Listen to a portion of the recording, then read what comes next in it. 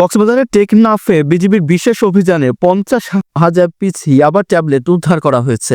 অভিযান চলাকালীন পাচারে ব্যবহৃত একটি সিএনজি অটোরিকশাও জব্দ করা হয়। 25 ডিসেম্বর ভোররাতে উখিয়া টেকনাফ সড়কের লেদা বিউপি এলাকায় পরিচালিত এই অভিযানে সন্দেহজনক সিএনজি থামানোর সংকেত দিলে চালক পালানোর চেষ্টা করেন। প্রায় 3 কিলোমিটার ধাওয়া শেষে মসনি এলাকায় সিএনজি ফেলে চালক ও এক যাত্রান্ত এলাকায় মাদক ও মানব পাচার সহ সকল অপরাধ দমনে বিজিবি সর্বোচ্চ পেশাদারিত্বের সঙ্গে দায়িত্ব পালন করছে এবং ভবিষ্যতে এ ধরনের অভিযান অব্যাহত থাকবে। বিজিবি আরও জানিয়েছেন, পালিয়ে যাওয়া মাদক কারবারিদেরও শনাক্ত ও গ্রেপ্তারের গোয়েন্দা তৎপরতা জোরদার করা হয়েছে। উদ্ধারকৃত ইয়াবা ও সিএনজি আইনগত প্রক্রিয়া শেষে টেকনাফ মডেল থানায় হস্তান্তর করা হবে। সীমান্তে মাদকের বিরুদ্ধে জিরো টলারেন্স নীতির এই সাহসী অভিযানকে স্থানীয়রা স্বাগত জানিয়েছে।